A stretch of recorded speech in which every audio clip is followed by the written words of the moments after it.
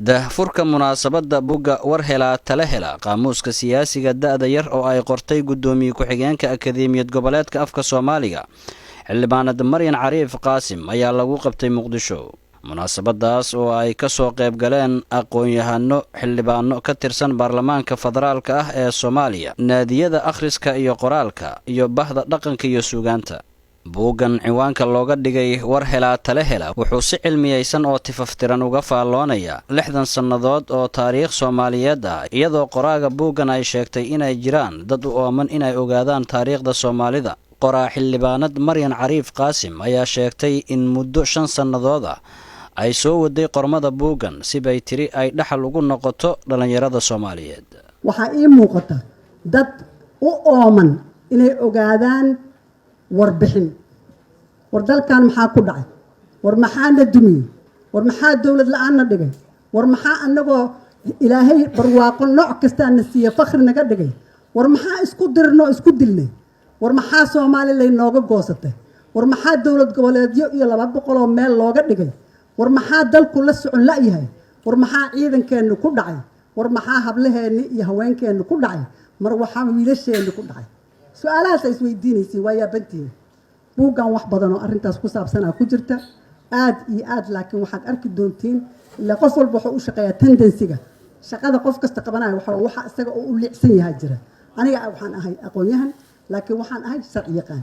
xildhibaan Maxamed Cumar Dalxa oo ka mid ah xildhibaanada baarlamaanka federaalka ah ee Soomaaliya kana qayb galay munaasabadaas daahfurka buuggan war helaa tala hela ayaa ka hadlay ismaandhaafka dhaqamada isdiidan, wuxuuna ka sheekeeyay xildhibaanku halka uu iska diidan yahay dhaqanka Soomaalida. walaalayaal waxa waaye waxyaabaha ee dhaqanka ee ismaandhaafka jira wuxuu u horseeday Soomaaliya inay isfahmi weyso, waana saan idin sheegay waaye.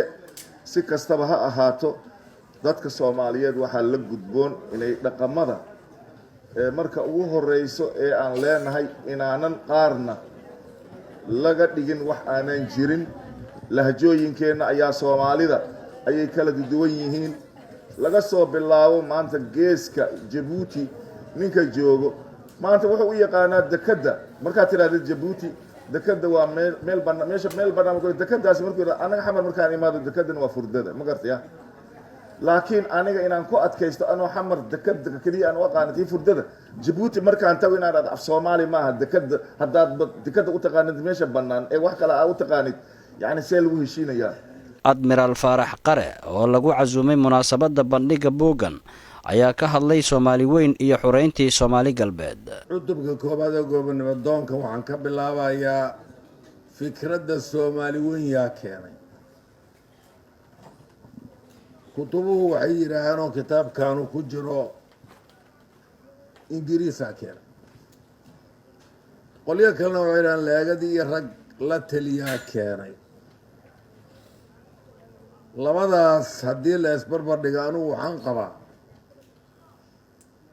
in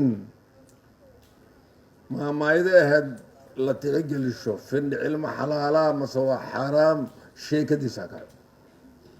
in Ingiriis annagana Soomaali isu kaalayna yidhaah annaguna aan iska diidno amaan gara weyno in walaalkayga aan soo dhaweysto oon dhibka ka qaado dhibkana mataqaan aan isla qaybsano dheefto meel ku wada noolaano in gaal fikradaana siiyo anigu waxaan qabaa dhalinta soo koraysa kula talimaayo. haddaba yaa burburkii Soomaaliya ka dambeeyay waa kan Professor Xasan Sheekh Nuur. Soomaaliya ma waxay u duntay cadow kaga soo duula dibadda. Soomaaliya ma waxay u duntay cadow gudaha ah iyo cadow dibadda oo iskaashaday. yaas cadow ah laftigiisa yaa cadow ah.